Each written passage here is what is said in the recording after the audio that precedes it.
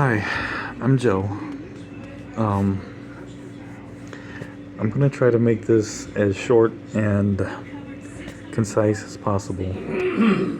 There's kind of a lot that goes into where I'm at in my present situation, but I don't want to take up any more of y'all's time than I have to.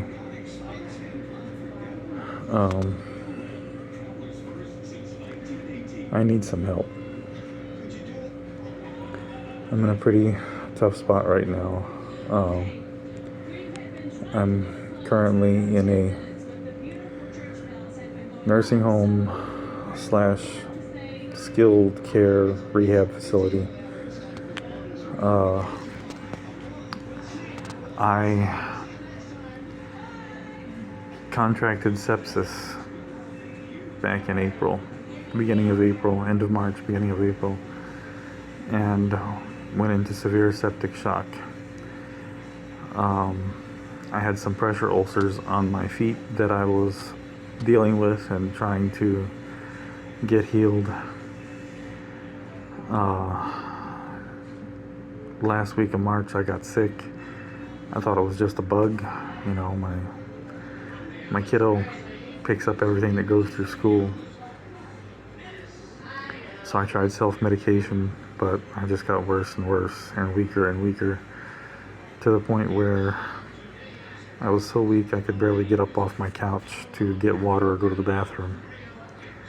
So on April 4th of this year, I called 911 and went into my local hospital here in St. Augustine, Florida, where they told me that I had a very severe case of sepsis and septic shock. And the ER doctor actually said that I was probably less than 48 hours away from dying. So I made it just in the nick of time.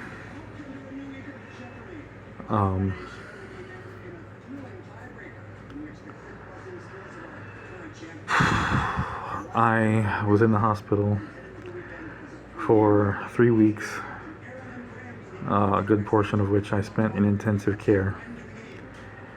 And they ended up amputating the second toe on my right foot, which had gone necrotic.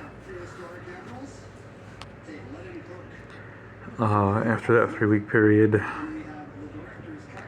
I was medically stable.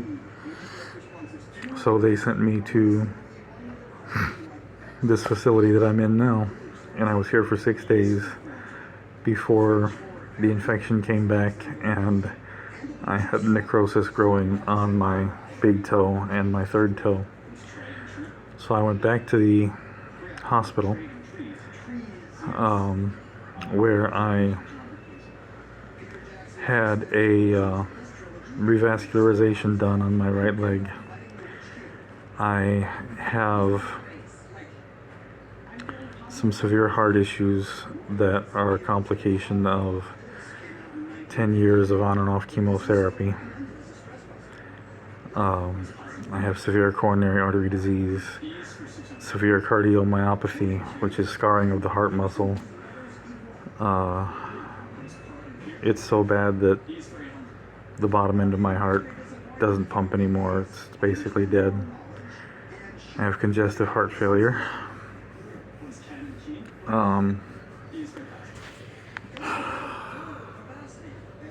And stage 4 Hodgkin's lymphoma, which, as far as I know, is still in remission. Knock on wood. Although I'm not positive, and that's something else I have to get checked out.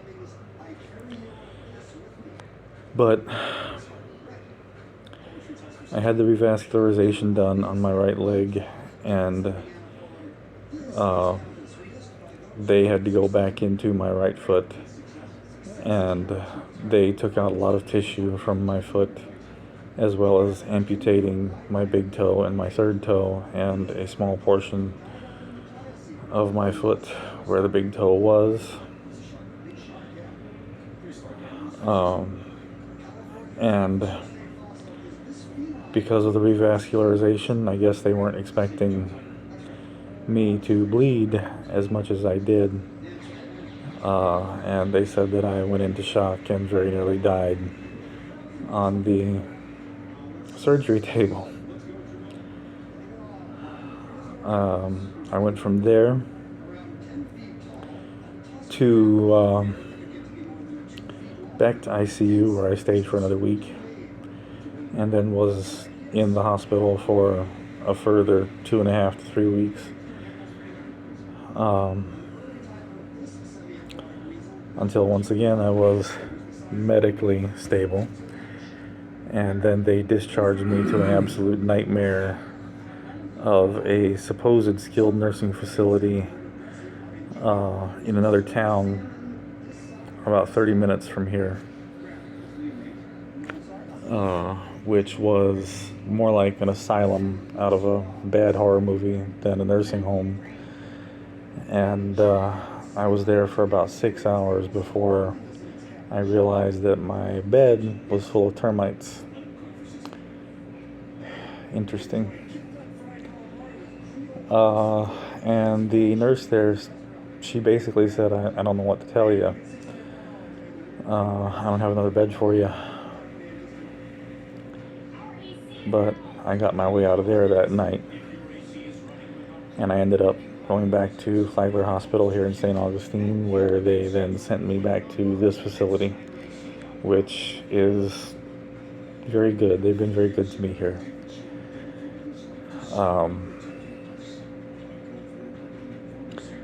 I desperately want to go home. It's been 2.5 months, closer to 3, since I've been home. I've been away from my home, my pets, my life, such as it is, and most importantly, my son. I do get to see him every weekend. He's been staying with his mom since all this started. We have 50-50 custody, and I'm used to being able to see him pretty much every day, and he's with me every other weekend, and I have him half the week. And he's my life. He's my whole entire world. So being away from him and dealing with all of this stress and depression, it's been hard.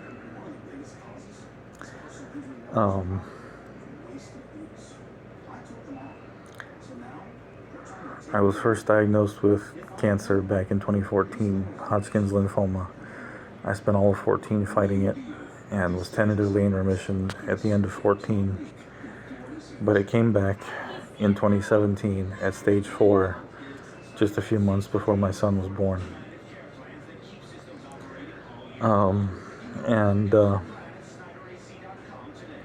I had a pretty good job. I was a commercial pest control technician with one of the big international companies. And no, I don't believe that what I was doing was related to my cancer. Neither did my doctors. I mean, it's possible, but I doubt it. Cancer and diabetes, I have both. They run in my family.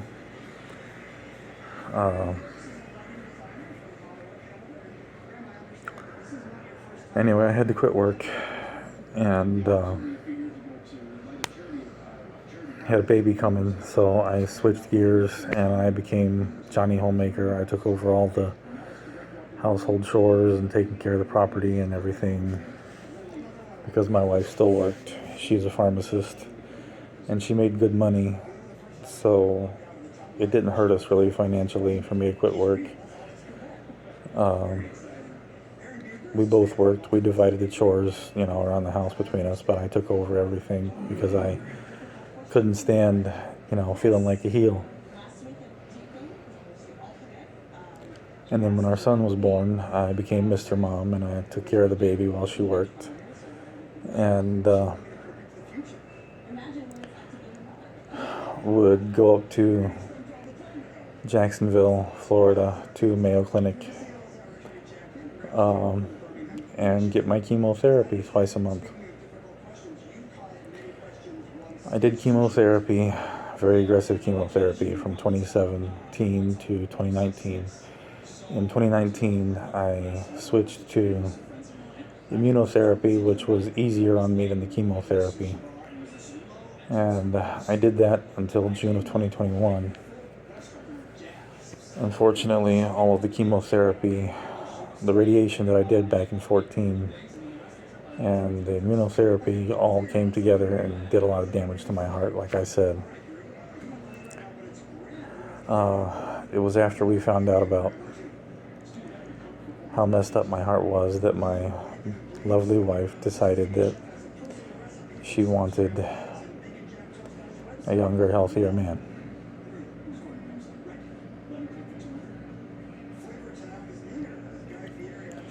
I guess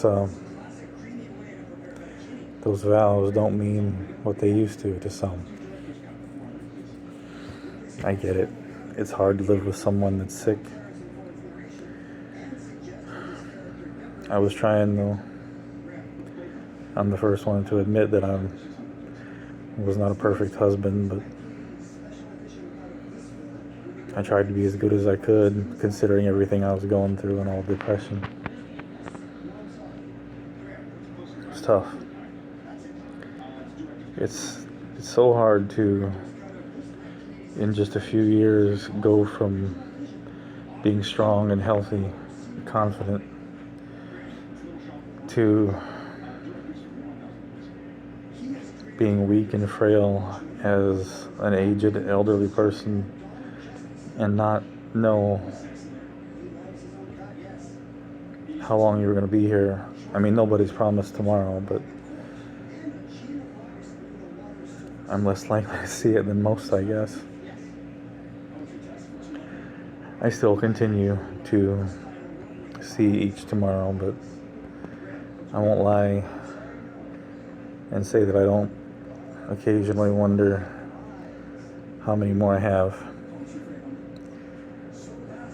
And the worst thing about that is how much more time do I have with my son, you know?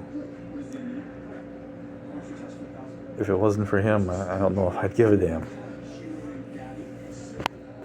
My life has changed so much in the past 10 years, and none of it for the better.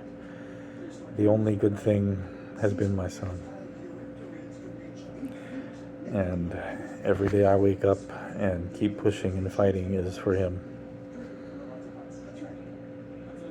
I would have given up years ago if I didn't have my boy.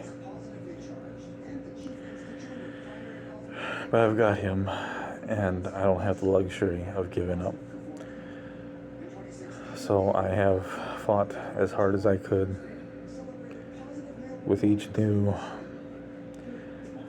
battle and adversity that pops up its ugly little head, it's like there's always something, you know. It's always like one step forward, two steps back.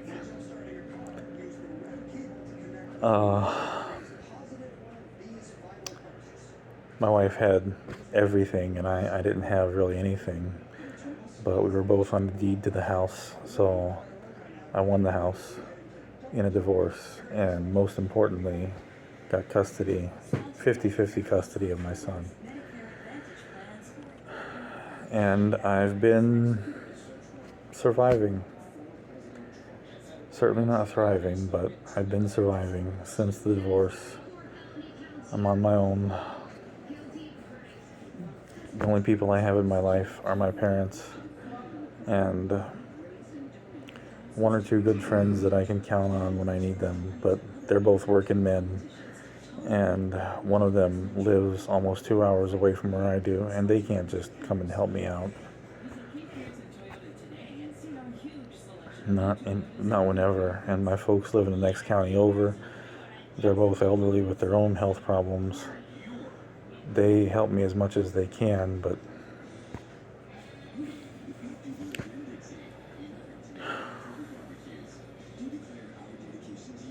the short of it is I'm on my own for the most part, and my resources are extremely limited.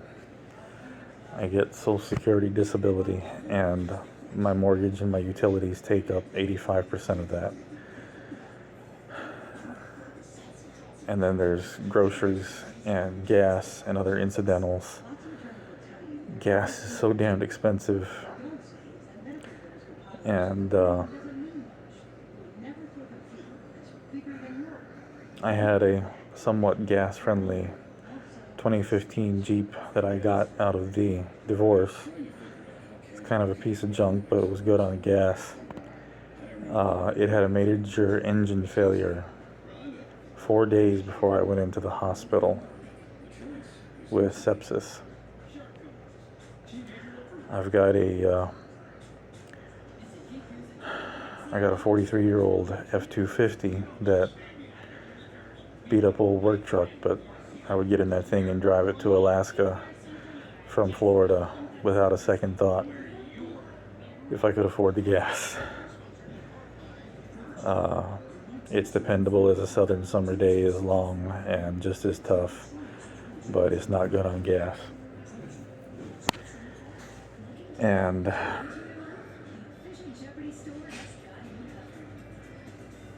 I was just barely able to help make ends meet by working on cars or fixing lawnmowers or other basic handyman projects here and there. I can't really work because of my heart. I would push myself sometimes a little too hard. When they did the heart cath in the hospital, the doc found evidence of a previous heart attack, and I think I know when that happened, and I think I was pushing myself a little too hard to try to make a little extra money.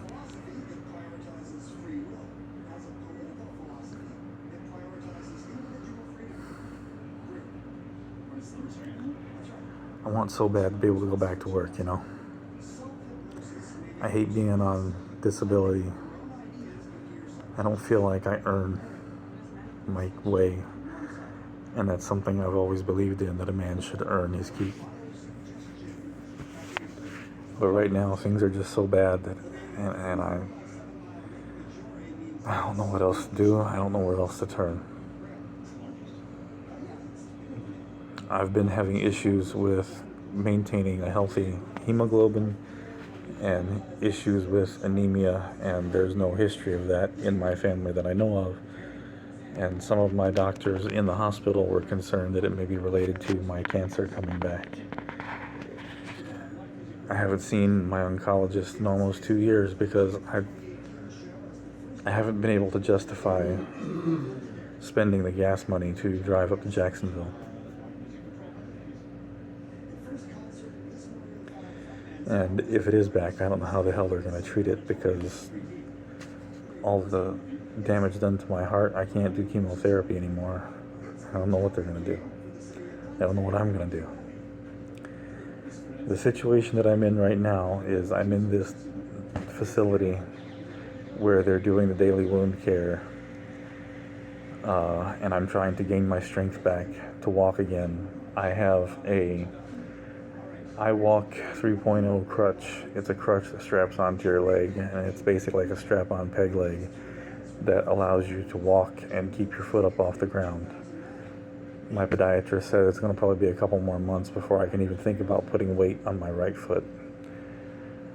The staples have come out of my left foot, and I'm able to put weight on it and stand and walk on it. But throughout this ordeal, I've lost almost 45 pounds in body weight. Unfortunately, a good deal of that was muscle mass. And I've gotten so damn weak. I've gotten so damn weak that it's hard to stand. Even with that crutch. But because I've made progress since I've been here, and because they say I can walk almost 100 feet with assistance, that I'm ready to go down to the next level of care. The problem is there is no next level of care. I'll have home health care, but they won't come out every day, and right now I need my bandages done every day, and I physically cannot reach my foot well enough to do the wound care myself. And I'm so afraid of reinfecting and starting this process all over again and losing my foot. I mean, I've already lost some of it. It's not pretty to look at without those bandages. But my life the way it is right now, I can't afford to try to adjust to a prosthetic leg. You know, I just can't. I don't have much of a support system. Unfortunately, I need financial help. I need help to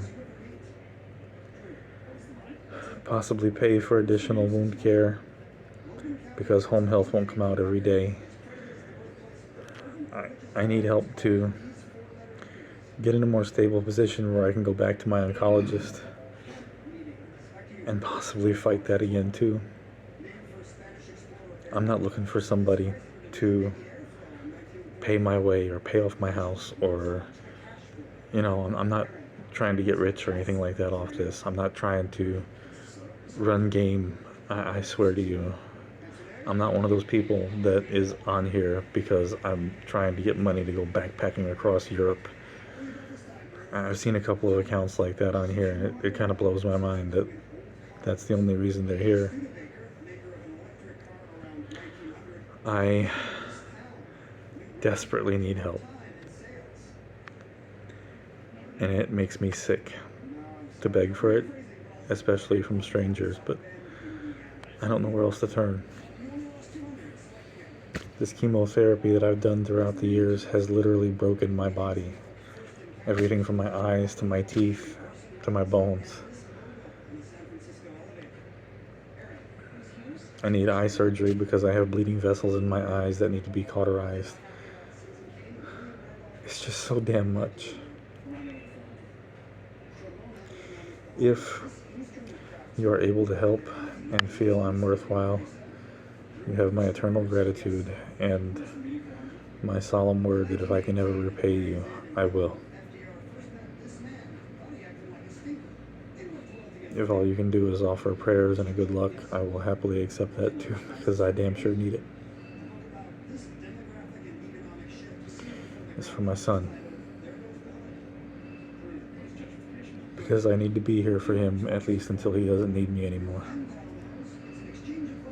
So I'm giving in and asking for help. Thank you very much for taking the time to listen to this, and I hope wherever you are in the world, you're safe, happy, and healthy. Y'all have a good one and be safe. Goodbye.